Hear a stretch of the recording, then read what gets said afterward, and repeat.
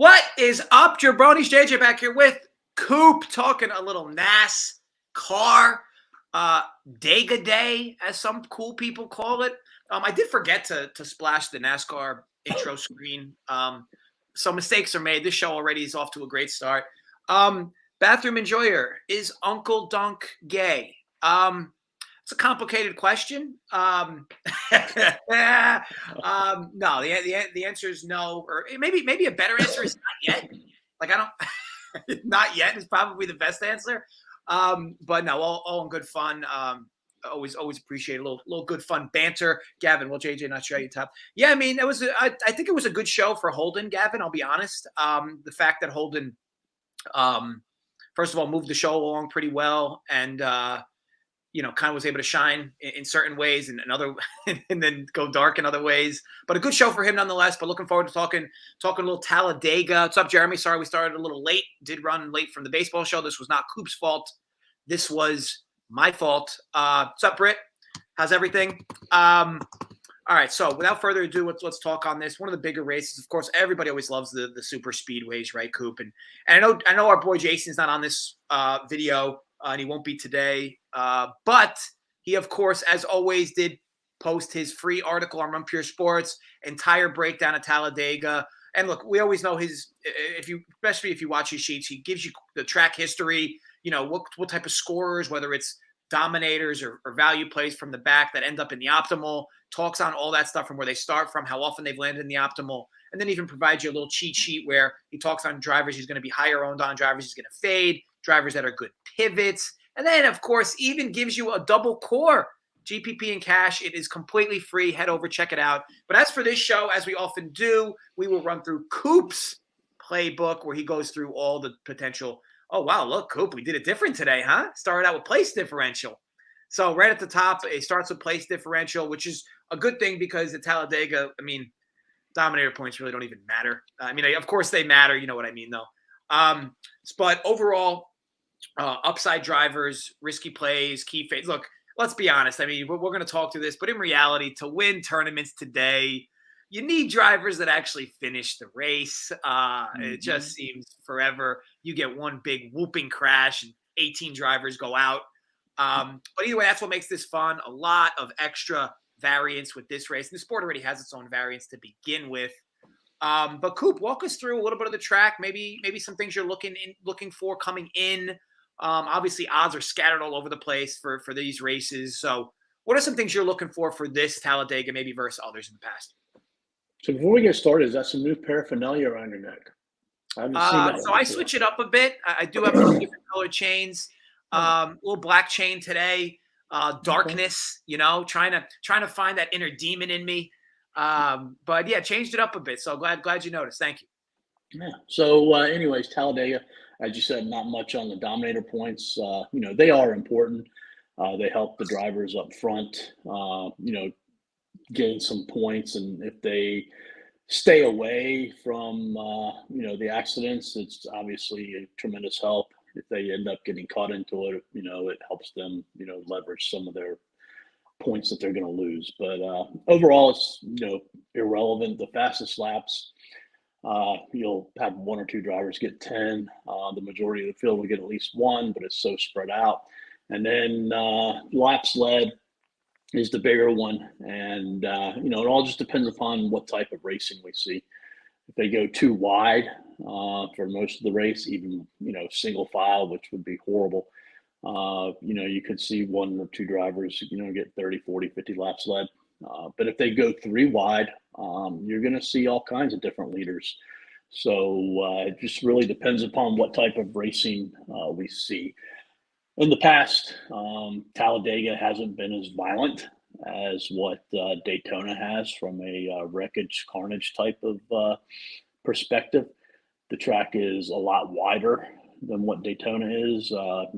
Yesterday in Xfinity, up until the end, we'd seen some wrecks involve 2 cars, 3 cars, and that's probably what's more expected. And then occasionally, like yesterday, you get the real big one that takes out 10, 15 drivers.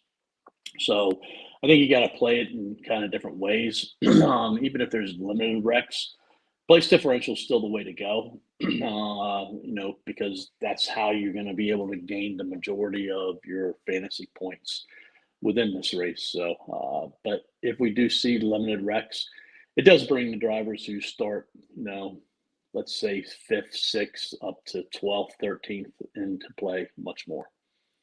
Let me ask you this, Coop.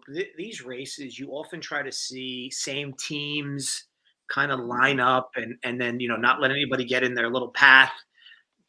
If you were to expect that today from one group of drivers, who do you think has the most favorable? And this obviously could have to do with where they're starting from or whatnot, but it seems like you always see at different parts of the race, same teams just kind of lining up in 3s and 4 packs, not letting people take that second line. What's your take if there was a group of drivers today that could have the best chance to group together to kind of lead a lot of laps together? I would probably go with a Ford, whether it be Penske or Stewart Haas or RFK. And I say that because they're very good pushers. And you need somebody behind you at this race who can push very, very good.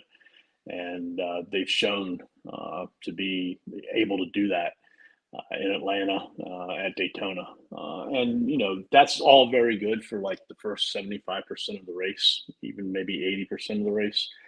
But at the end, it's every man for themselves. And the manufacturer and or teammate piece is kind of forgotten about. So, it's good, like you said, for maybe some dominators and things like that. But for winners at the end, it's every man for themselves. Fair, fair. And one thing I want to point out before we go to this race, Ryan Blaney, the race favorite. Things you hate to see and love to see at the same time. Look, I know Logano's up there as well, but what's your take as far as winning this race? I mean, this is a complete crapshoot in its own way, right? But Blaney's getting respect today.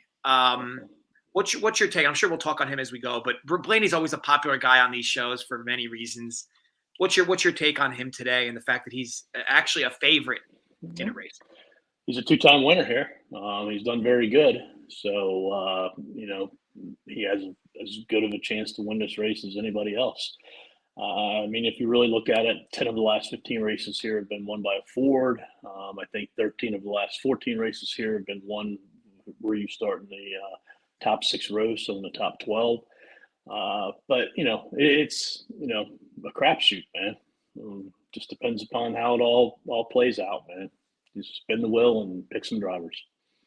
Fair. Now for you, and I'm interested for you to talk through this because you've obviously organized your playbook article different. And just to be clear, guys, we're going to run through this playbook. We're on puresports.com. If you're a member, not that I don't want you listening to us, but you won't have to listen to us if you are a member. We're going to talk through Coop's entire playbook here, at least most of it anyway, in terms of who he likes, who he doesn't, where he finds the most value, where he doesn't, who he's going to be overweight on, blah, blah, blah, blah. And I'll add occasional input. I'll add a little more than most since it's just me and Coop. But in relation to this, we'll start with it looks like you started the article with place differential drivers, just for folks that might be novices on the sport in general. Maybe walk folks through with maybe why you did the reorganization of the playbook today. Because I know you usually put what's most important at the top in most cases. Yeah. Why today place differential more based on the track?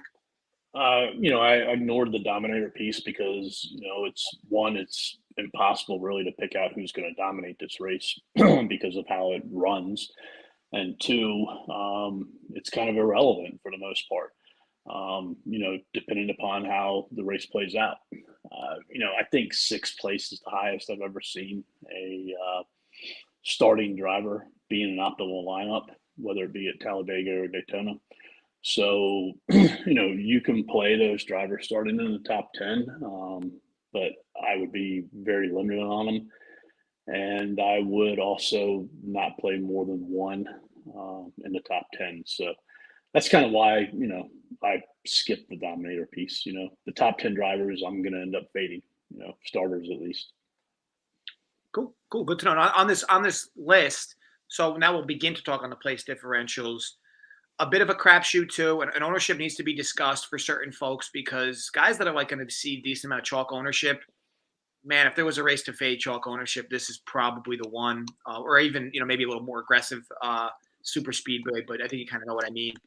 As far as your value, folks, who are some guys you're really looking to and guys you're looking to mix and match with?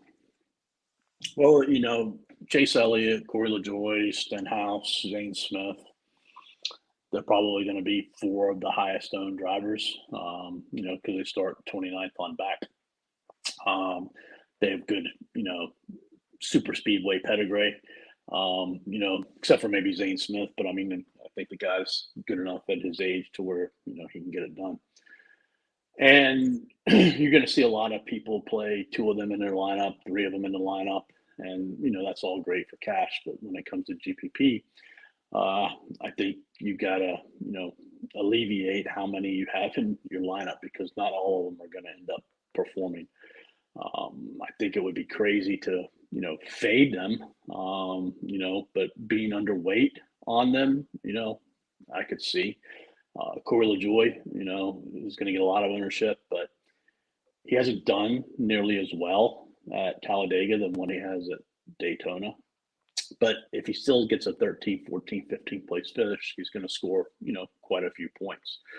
Ricky Stenhouse had some issues with his engine yesterday. Don't know if it's been fixed or not. Daytona 500 winner, very good driver here. He's going to grab ownership. Chase Elliott, the name's going to do it himself, but he's had some wins here and also several other good finishes. So I don't think you can fade any of them. It's just about how you play them. And I think, some drivers who are starting, onwards back who might get overlooked a little bit. I think Harrison Burton again is going to go overlooked starting 25th because the drivers behind him that people are going to go to. I think even an Eric Jones is probably somebody who kind of gets overlooked here. Justin Haley, I think, is going to get kind of overlooked, and Todd Gilliland.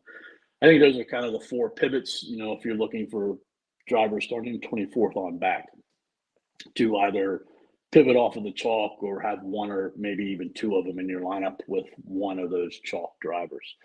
Penske's very good here. Harrison Burton is basically a Penske car.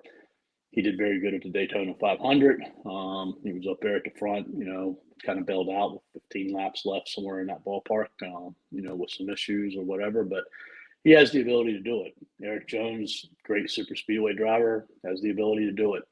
Justin Haley, although he hasn't been very good here recently on the super speedways, a couple years ago, he was dominating in Xfinity in the super speedways, and he, snuck out a cup win at Daytona too. So, the one I would worry the most about is Gilliland because he's not driving his normal 38 car this week. Zane Smith's driving it. He's driving a 36, so it'd be a third front row motorsports car. I'd worry about, maybe some mechanical issues, things of that. It's a smaller team. Do they really have it all put together for, this particular race? So, but if it holds together, he's very good at this. That's interesting because Gillian's going to see some decent ownership today. Now you said you're going to be under. When I say decent ownership, it looks like anywhere between 15 to 20%. Yeah, I mean, the four drivers I mentioned I want to be overweight on is the Haley, Burton, Jones, and Gilliland, and then even probably on Chase Elliott and probably underweight on LaJoie and Stenhouse. Now, do you have any take on Elliott? Elliott didn't look great. Last week was his return, right? So he didn't look great last week. Obviously, now going into a track that's just going to feel like warp speed for him. Any thoughts there on maybe the lack of reps he's just had in relation to this track? Lack of reps. From a physical standpoint, it's probably one of the easiest tracks for the drivers to drive because they're not on the brake, they're not shifting, like they were last week. Now, from a mental standpoint, it's probably one of the toughest this in Daytona. So, but from a physical standpoint, it shouldn't really, bother him. Now, Austin Hill, I think you vaguely mentioned him. 5,900, 31st, looking like ownership for him is going to be, hold on, where is this dude? Is he going to be that high? Oh, wow, he is going to be high. Okay, so Austin Hill, looking like 26% ownership. Yeah. Does that stuff even bother you? Like these guys that have good upside, but they're going to be 28% owned in a track that's proven to have attrition? No, it doesn't bother me.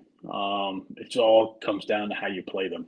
You know, and if you go through and you put Austin Hill, Corey LaJoy, Ricky Stenhouse all in the same lineup, you're probably competing with a lot of other people, that are going to have those three in that lineup.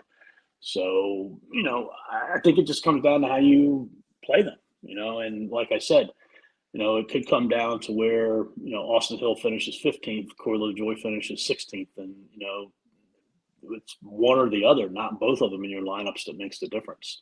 So, that's why I think, I wouldn't go with more than two of these drivers, 29th on back in my one lineup. If you're looking to win GPP, if you're looking to cash GPPs, that's different.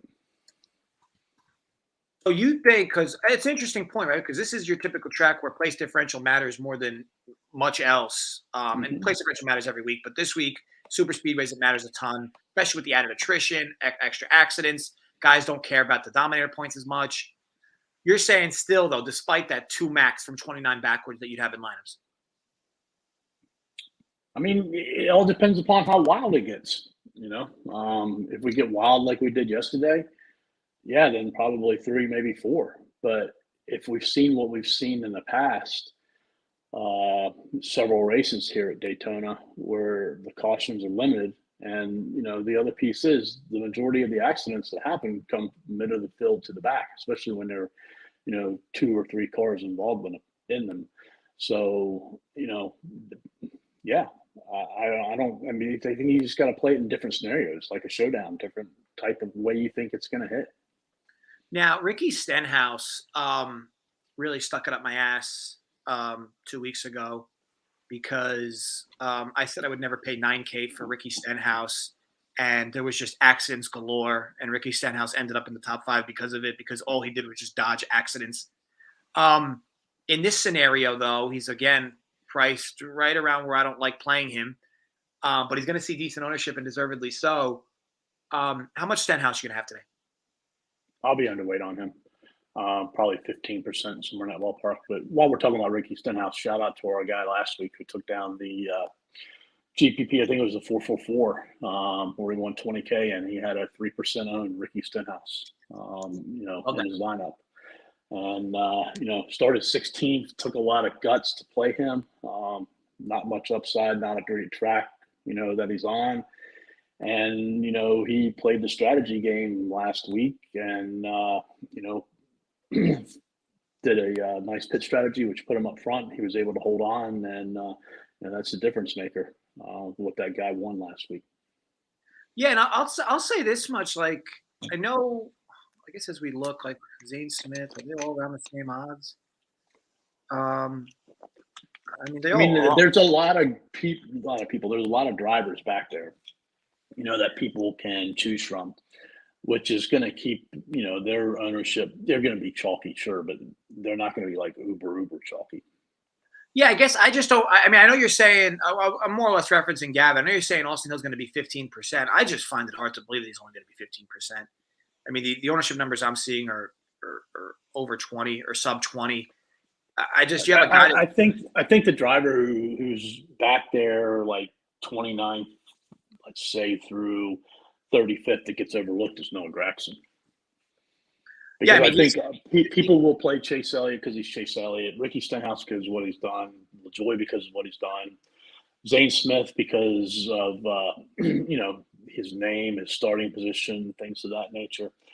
Austin Hill they'll play because they're familiar with how dominant he's been in Xfinity, and then there's Noah Gragson who gets overlooked. I just look at Gragson makes a lot of sense. It looks like he's still going to be somewhat in the he's going to be moderately owned. But Austin Hill, like, again, the way folks build these lineups are sportsbook odds and projections. It's like, dude's 5,900 starting from 31st, and he's 45 to 1 to win. Like, the dude's going to see ownership today, like a good amount of ownership today. Like, it's just reality. Like, he's literally got the same win odds as Corey LaJoy, Justin Haley, Ryan Preece, and he's cheaper than all 3 of them, right? I think. So yeah, I mean, Austin Hill's going to see ownership. I'd be shocked if he was 15% owned. I'd be shocked. He could be, but I'd be shocked. Corey LaJoy, I guess, in higher stakes could see high ownership. I just think if people are locking in 50% Corey LaJoy on a super speedway, I can't.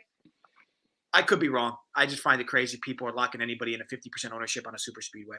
But needless to say, we could move on. I do enjoy obviously the back and forth because look, ultimately disagreements are how we all get smarter, right? So, all right, let's move on to the next portion of your playbook, Coop. So, drivers who carry upside and just as much downside. Now, I don't even have to look at your list. When I see just as much upside and just as much downside, our next up favorite driver that gets a lot of talk on this show, Bubba Wallace.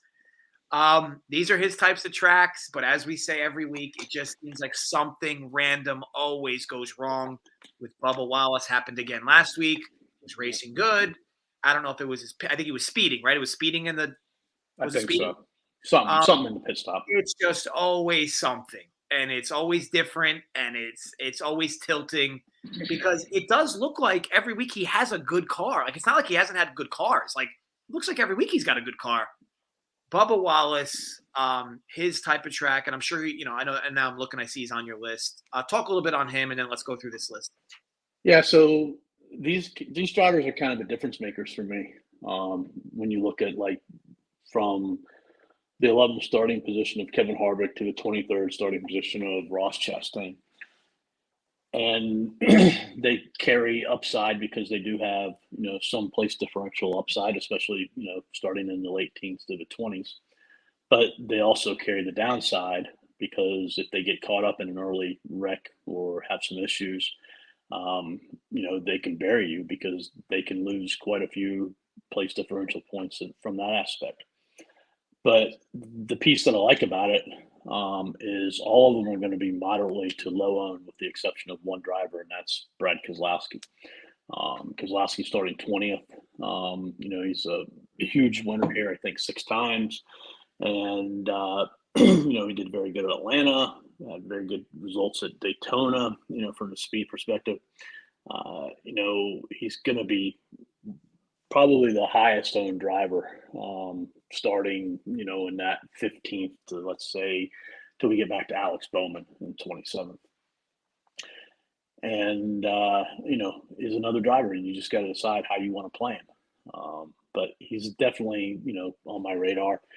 Ross Chastain, I think, is a solid play. I don't know if he has race winning upside this year, but anything can happen here.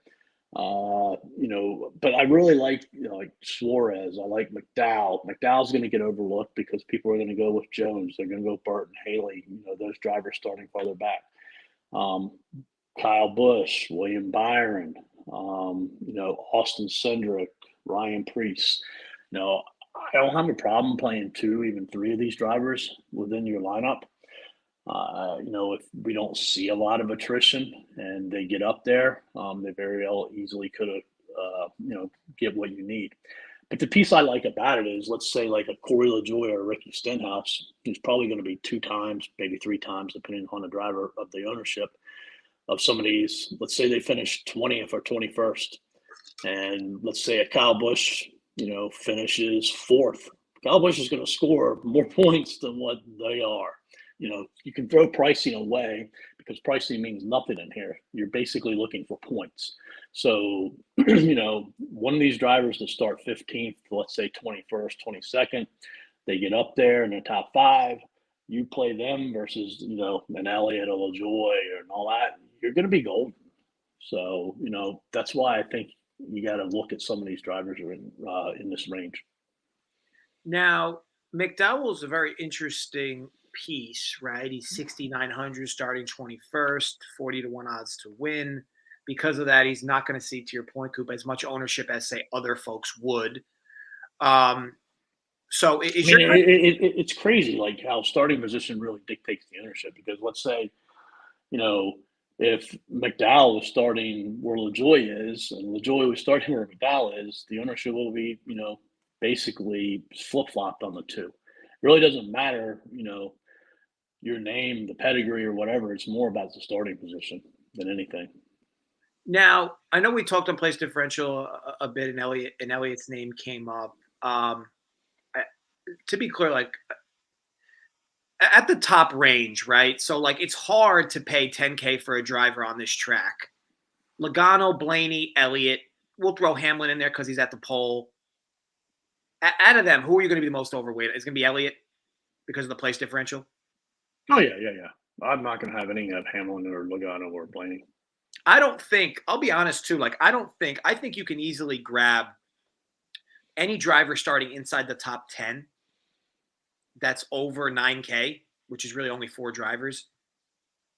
I think you should only have one of those in your lineups. Oh, yeah.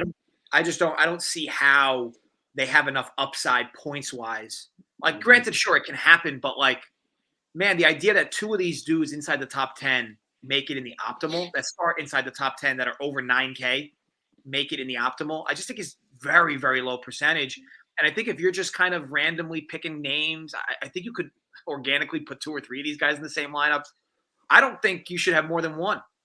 Yeah, like from the top 10, you can put somebody one in your lineup and then maybe have somebody starting 11th through 14th, as the other piece. But I wouldn't do 2 drivers in the top 10 because it would take a darn near perfect race for that to happen for either one of them. You're going to need to lead a bunch of laps. You're going to need like basically all the chalk place differential dudes to flip. It just doesn't seem something that's optimal, especially with the lack of laps available to lead, especially the fact that people here just don't lead laps like consistently. And what's your thoughts on building lineups, Coop, that are kind of same team driven? I know we talked about this earlier in the show, as far as teams try to kind of weave their way in between each other to boost, one lane, whether it's high or low. What's your thoughts when you're building lineups? Hey, look, try to grab 3, maybe even 4 drivers from the same group on the same lineup. Whether it's the team or a manufacturer you're building the lineup for, it's either going to be a boom or a bust for you. That's what I mean, like the tournaments, right? Like obviously the whole lineup shits or the whole lineup's great because these guys are trying to get in the same line with each other, right? And, if they get through that line, there's a good chance that they, succeed and do well for you. And if they don't, there's a good chance that they've all wrecked or had issues or something like that. But it's tough. Like if I was making a lineup for a team, like, Byron, Bowman, Elliott would be a great starting point, for HMS. I don't think I would put Larson in there. Penske, I don't know if I would stack a Penske team because of their starting positions. I don't think I would stack a Stewart Haas because of starting positions. I wouldn't stack a Gibbs because of starting positions. Really, if you're looking from a team perspective, maybe it really is just Hendrick Motorsports. And you just know that it's a goal of theirs, right? Because if you can grab a ladder of 4 cars in a row at this track, it is just a hard group of drivers to pass. Because even if you slot yourself in between 2 and 3 or 3 and 4, you're still kind of dead. You're not gonna get help from behind. You got 3 drivers in front of you on the other team. So I just think it's an interesting strategy. And overall, maybe you don't have these numbers. Maybe you have these numbers or you don't. Is there any numbers that back that mindset, like in terms of how these races finish, groups of drivers finishing together inside the top 10? No, I don't think there is. I haven't seen any out there. But again, like it's so driven by starting position. I think Hendrick Motorsports is really the only one that you could stack that would play well. You could do Colin, but that's a 2-car team. And even if you want to go to the point of you wanting to stack Fords, it's very tough to stack Fords because a lot of the Fords are starting in the front part of the field. Same with Toyota. But there's only 6 Toyotas, so most of them are starting in the wrong spot to where you want to stack them. So this just isn't a good race the way the lineup fell for that particular reason, other than Hendrick Motorsports. Fair. And before we get to the next segment of the show, guys, there's 175-ish of you watching, 43 likes. Feel like we're getting the short end of the stick here. Look at Coop. He's like stressed out. Like I'm kind of stressed out. I'm like feel like I have smoke coming above my ears. You can kind of see it coming out of the hat a bit. let's get a little more likes here. So Go ahead, Coop. I was gonna say real quick back to you that asked me originally about Bubba Wallace, and I went on a rant about other stuff, but not him. He starts 12th, and Harvick starts 11th, and like, is there really much difference? You're gonna fade the top 10. Why would you just go in and start playing them? Like, you got to draw that line somewhere of drivers you're willing to take some chances on. And if you think that Harvick and Bubba Wallace are going to be low owned, then I mean like 10% or less, I wouldn't mind taking some shots on them. But if they're going to be, let's say in that 12 to 13, 14% range, that could give you some good leverage against the field if you fade them. They're in that spot to where I wouldn't play both of them together, but play one of them. And they could end up in the optimal lineup if one of them wins or finishes in second place. So depending upon how the lineup, the race plays out. I find this fascinating, Coop. And maybe my numbers are wrong here from Sabre, or maybe obviously it's always subjective trying to project ownership in certain ways. Bubba Wallace has been more than 15% owned for like 8 straight or 9 straight races now.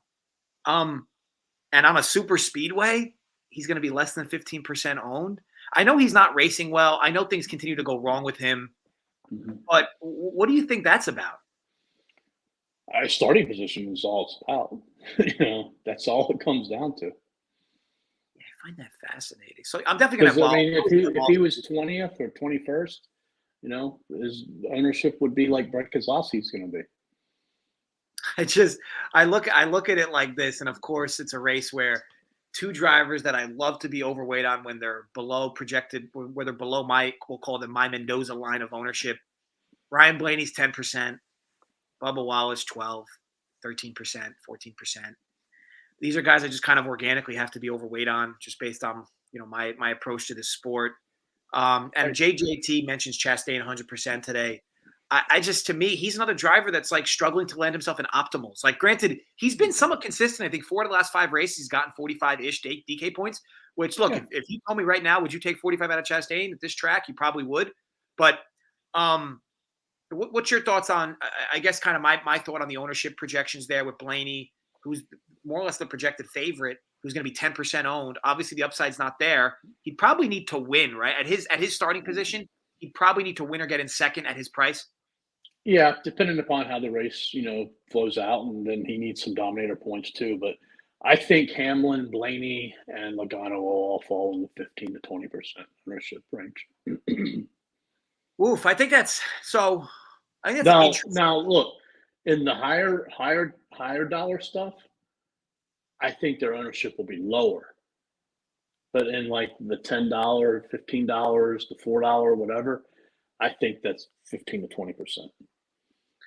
Yeah, and I think to talk, Evan, on 100% Chastain, I don't think anybody would 100% today. Like, I don't ever lock anybody in on a super speedway. I'm not looking for my day to end because of a 20 car crash or 15 car crash. But you could still be overweight. I just think these are the tracks where you want to take a stand. But like, if you're going full on lock button on a guy on this track, you more or less need to have bird shit hit your windshield, or I don't know, just land in shit to be lucky enough where that guy lands in the optimal. I just don't know from a strategy perspective. There's way too much variance in these races. So I want a question for you. You use an optimizer quite a bit when it comes to NASCAR, correct? Yeah, I mean, I always use it for right. So I don't know if using an optimizer today is the right way to go. Because when you use that optimizer today, unless you put in a lot of specific rules, you're going to end up with a lot of Chase Elliott, Ricky Stenhouse, Corey LaJoie, Austin Hill, all in the same lineups. And I think this is a race where you want to have as many different, variations as what you possibly can, so that you can continue to keep lineups alive when the wrecks happen. And I think if you use an optimizer and you don't use very specific rules, you're going to end up with Chase Elliott and Ricky Stenhouse and Corey LaJoie, those 3 in a lot of lineups versus only having them in a couple lineups. Yeah, so you bring up a good point just on optimizers. I'll talk a little bit on my strategies there. So ultimately, I hand build all the big money entries. So like the 333s, the 444s. Today's a 333, so I hand build those entries. Whether and it ranges right from 4 to 8 or 10, however many max you enter. But I hand build those. I always use the opto for the 150s. I don't know how anybody could hand build 150, but for the optimizers, to your point, yeah, I do create various rules. So and also above that too, I manipulate the projections. Like if I know multiple guys are going to be high owned just based on their projections and where they're starting from, I just manipulate the projections and then I put max ownership on them. So, like for instance, you mentioned Chase Elliott, you mentioned Austin Hill. Like I'll just lower their projections if I don't want them in my lineups, and then I'll put max ownership numbers on them as well, so that when they do spit out, they're just not going to be. I mean, keep in mind, like if you flatten an optimizer, right? Like you open an optimizer like Sabersim, yeah, sure. There's default values of guys that are putting in their own projections, for the start. But if you manipulate those projections, keep in mind the optimizer is just using your projections. It's not like it's not like it's home brewing, these magical numbers out of nowhere. Like it's using the default numbers that are in there to begin with.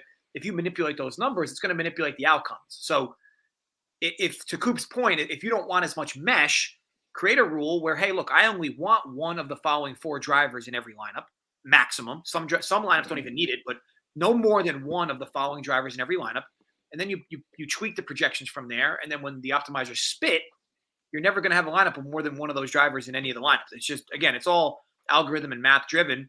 And one could argue, and this is why a lot of people in this industry do it, one could argue that if you're tweaking your optimizers properly, it's almost better than you hand building, because it's actually going to create what you actually want versus you kind of tinkering. Oh, should I do this? Oh, should I do that? Literally, the optimizer is going to spit out exactly what you wanted. But yes, I think that there's a lot of people that build optimizers that don't put enough rules in.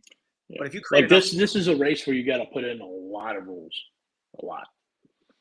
So yes, especially if you want isolated outcomes, right? Especially if you want certain type of outcomes out of your lineups, undoubted. But I think it's borderline crazy on a year-long perspective to be locking anyone in to these types of tracks. I mean, granted, now look, I'll be clear. I lock guys into tracks in NASCAR, which some people would say don't ever do that to begin with.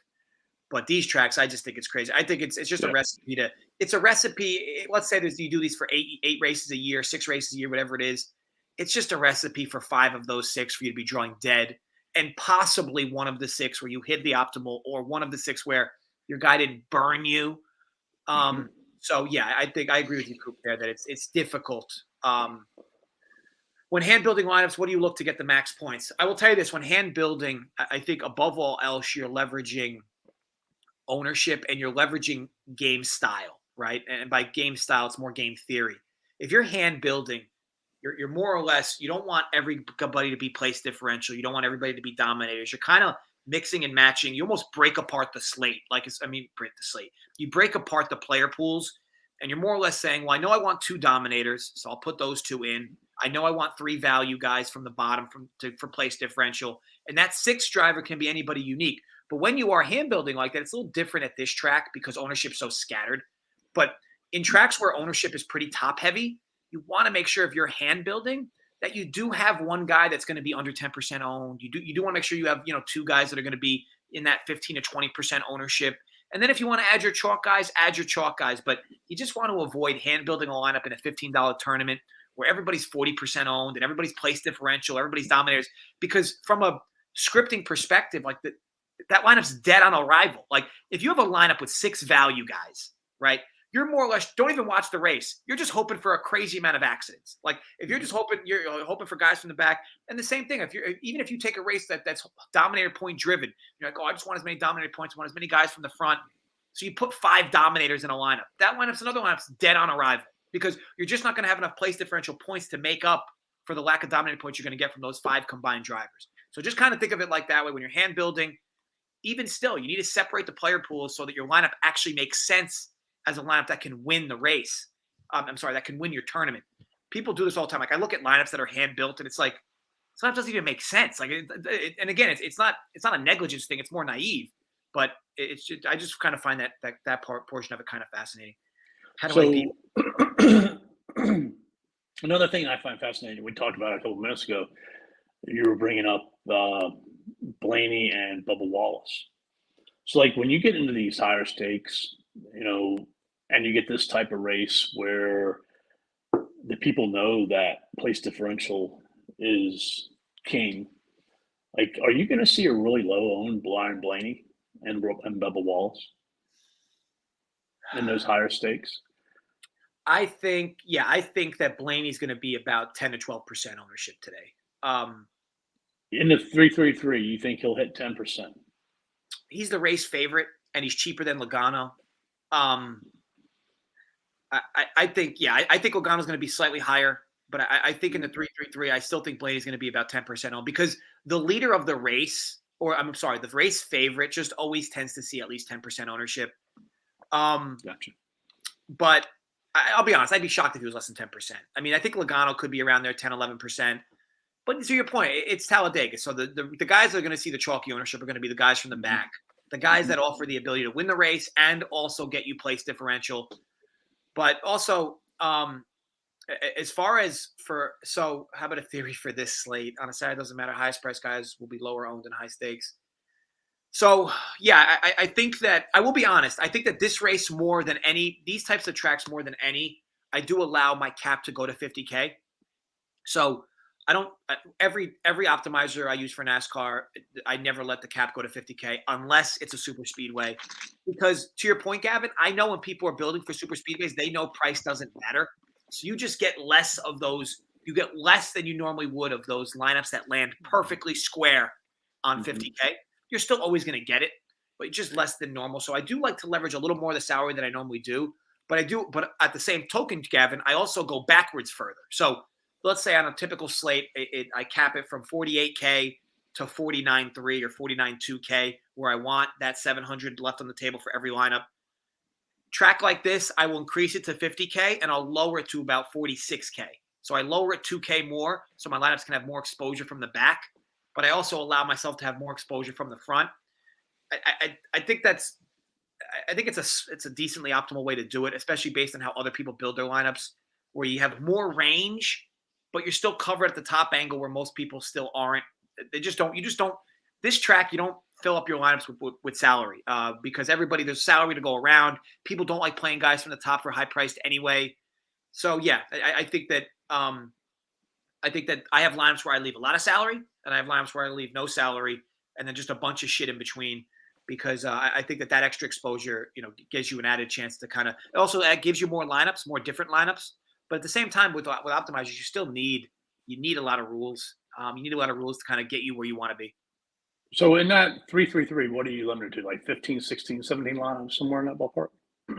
8. 8 in the 333. All right. So you max it out. I don't say, let's say you max it out. Are you playing all 8 lineups place differential? Are you playing half of them place differential, half of them, more risky starting drivers up front? Like what kind of game plans do you come up with for that? Every lineup will have one driver that starts inside the top 10. Every lineup will have 2 drivers that start outside the top 25. And the other 3 drivers will be a mix and match. So every lineup will look like that. Granted, price matters, but as I look through the hand building lineups, and obviously you want to make sure that you tackle every angle, but every lineup that I have in those high stakes, every race is different, right? But we'll talk just today. Every lineup will have one driver who starts inside the top 10. Every lineup will have 2 drivers that start outside the top 25. The other 3 slots will be intermingled with drivers in between.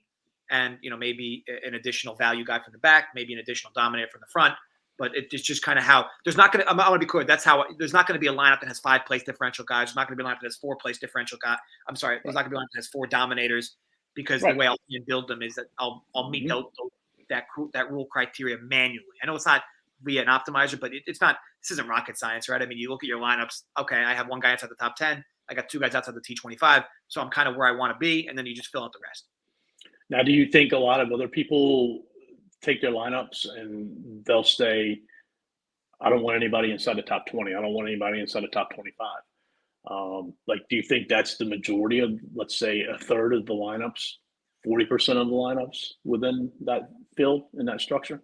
Yeah, I think this track is going to be a lot of people that load up on place differential guys, right? I think because you have both upside. You have the upside of them winning and the upside of them differential. So you're looking to play it a little bit different a little bit more risky by having a driver in the top 10, but it'll make you different. And if they do get there, you're going to be way ahead of the field. Yeah, I mean, I'm gonna force a guy inside the top 10 in every lineup. And look, you look at obviously like Jason's article, right? Top 6 DK scores by start range last 8 Talladega races. 11% of those drivers start inside the top 10. So I just like to force one of them there. But like this is so true. Like, you know, if you're going to follow the same lineup structure as what everybody else is like what they say at this race. You know, if you just follow the guy in front of you, you're never going to get in front of them. Like you got to take chances and you got to be different. Oh, 100%. 100%. I think that I don't think there's a lot of people that build lineups for this type of track where they force a guy inside the top 10 in every lineup. So I think that, yes, that makes me a little different. Especially in the $15. I'm not as worried, to be honest, when I hand build. I'm not as worried about being different. I am worried about it. I am concerned about the strategy that I overall want to approach it with and go from there. But the $15 with the optimizers, that's where I want to be different. I'm not as crazy about being different in the 444s or 333s. But again, my strategy leads to a lot of weeks with lost money. But when I'm live, I mean, I'm super live for a big shakedown. So I know we're getting a lot of off take, but just an interesting question. You speak a lot about odds. Do you print the opening odds, whether it be NFL or NASCAR, and compare them to the closing odds and look at who's gaining, who's not, and who's dropping? Or are you just going in and looking at game day odds? I care about game day odds. I get it, right? Your quote unquote sharp movement, right? In theory, your steam that moves lines from open to close. I get that, to look at it from a value perspective. But I typically just look for, again, I have caps on drivers at certain types of tracks where I just won't play them at a certain price. Same thing where if a driver's priced too low at a certain track and the odds aren't there, it doesn't matter to me because they're just a driver that falls into my wheelhouse to play just based on value. So the short answer to your question is no, I don't care. The longer answer is I could leverage it a little more than I do, which is not at all today. I just don't know how much different it would change my perspective. Like I couldn't imagine me looking at a driver who I wasn't going to play at all. And then I'm like, oh, well, they kind of steamed where they moved plus 400 odds. I still wouldn't play them. So I don't, I kind of live and die on my own takes and call that a blessing or a curse. But so no, I don't. I mean, it's odd, Coop, because I do that for other sports. Like other sports, but like I think you're exactly right because like if a driver's gaining steam in NASCAR, and let's say he went from 25 to 15, open to close, like that's just purely people betting on him, you know, and they thought that the number was wrong from the beginning because like there's nothing throughout the week that changes that says, hey, I think this guy's going to have a better car on, you know, than what I thought he had on Monday or Tuesday or Wednesday or Thursday. Whereas in other sports, you know, that line movement could be done by injuries, by, you know, weather, by all kinds of different things, you know. So I think like to look at like an opening odd versus a closing odd and try to say, oh, wow, this guy's got a lot of steam. Like it means a lot less in NASCAR than what it might mean in other sports. Yeah, just because of the you know, I guess we call inherent variance of the sport, right? So I don't go crazy over the odds in that regard, but yeah, ultimately I think a fun conversation in many ways. But let's move on to one of the last pieces of this. Your risky plays with upside. A lot of cheaper guys here that are risky that do come with a lot of upside based on the attrition and whatnot. Where do you look for there? So if you're looking for, you know, this basically Riley Herbst, Ty Dillon, BJ McLeod, JJ Yeley. You know, I think you got to have a lot of high attrition in order for any of the four to be optimal. You know, moderate attrition, and they might help you get some lineups that are going to be cashing, things of that nature. But you know, they don't have the car to you know, hang out with these drivers after a couple laps. They're going to lose the draft, and that helps them avoid the accidents when they are there. But the other concern with them is, will their car themselves mechanically hold up? Riley Herbst is, of the four, my favorite by far. He is solid when it comes to this type of racing. I think of those four drivers, he has the best car of the four. So, they're very risky. I think they're more risky to play here than what they are at Daytona. Fair. And look, as we say, like this track is completely like out in the open. Like, obviously got multiple people saying, hey, who the best play out of the three? Happy to give you answers of who I'll be higher on, and I'm sure Coop can do the same thing. But man, you take your stance. Like, as far as best play, Elliott, Bowman, or Stenhouse. So these are all dudes. Bowman's ownership. The three highest owned dudes. Potentially. If you ask me that, I mean, it really comes down to how chalky is the rest of your lineup? Because if you have a chalky lineup, I'm going to tell you the guy I think is going to be less owned. That way you don't have even more chalk, or vice versa. Depending on how your lineup sets, because that's a good question. They're all equal. That's a good point, Coop. Because like Josh, like we say, best play Elliott, Bowman, or Stenhouse. It really depends on what your lineups look like. Like, I think if you're building a lineup where it's very chalky overall, you would probably want to play the lowest owned of the three, which is likely going to be Bowman.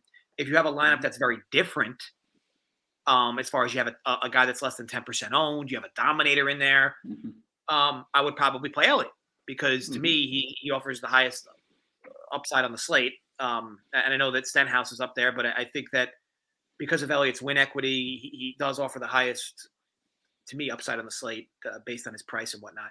Of course, Stenhouse can win too at his price, pound for pound. But I mean, look, Stenhouse is going to be super high owned. So, so that's kind of the take, where it's not so much that who the best play is. It's really who makes the most sense based on how your lineup's already been constructed.